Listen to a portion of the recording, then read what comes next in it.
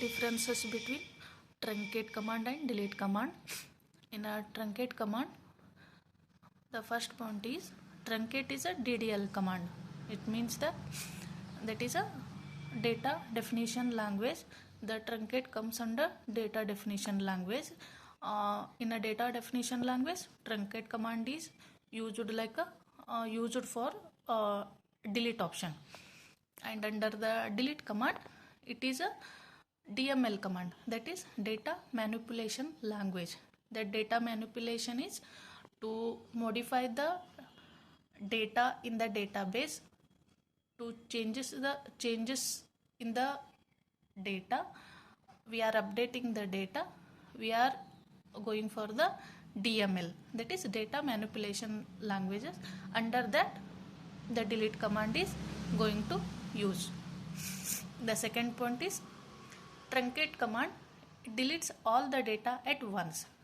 Once we use the truncate command, whatever the records are there in the table, the entire records will get deleted for the truncate command.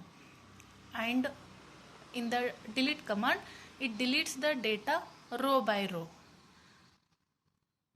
Means first it will delete the first row and second row and third row, like that.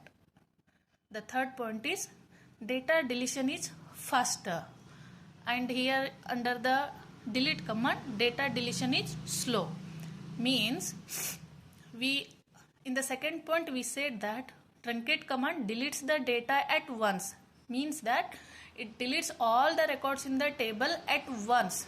For that reason the execution time of the truncate command is faster compared to the delete command.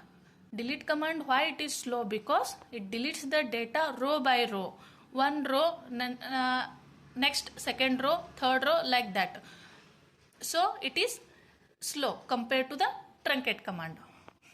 The next point is truncate cannot be used with the where clause. For deleting the data under the truncate, we are not using the where clause.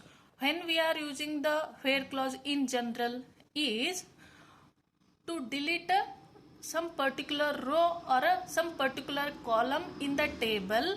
That time we need to put some conditions. For applying the conditions, we need the where clause. The conditions should be put under the where clause. For that reason we are using the where clause in SQL commands.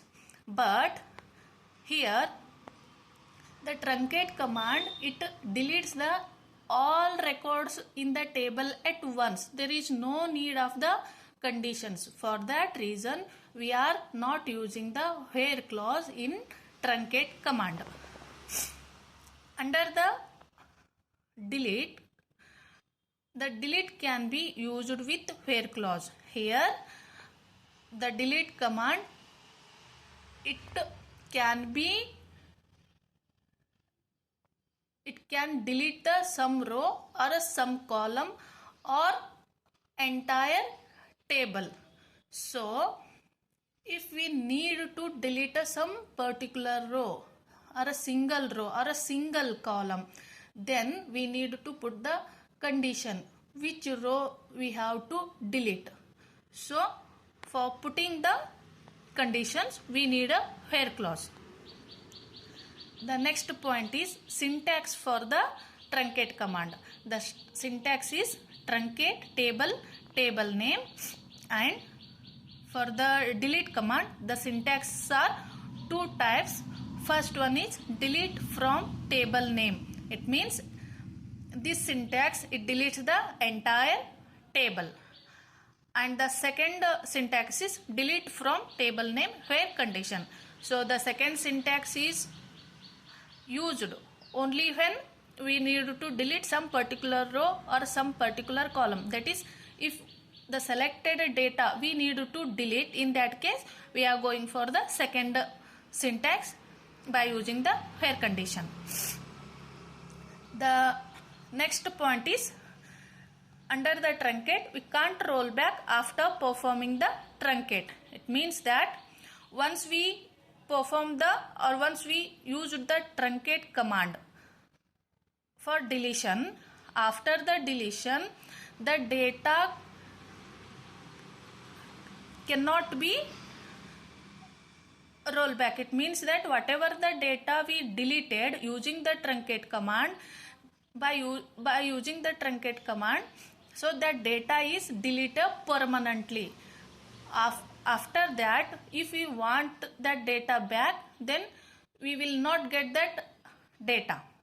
Once we use the truncate command, then the data is deleted permanently. But under the delete command, the rollback, we can roll back the data after the delete command. Even though we used the delete command, but whatever the data is deleted, once we used the rollback command, then the deleted data can be restored. These are the some differences between truncate command and delete command. And here one thing is that after deleting, by using the truncate command, it deletes all the data in the table, but the structure of the table remains same.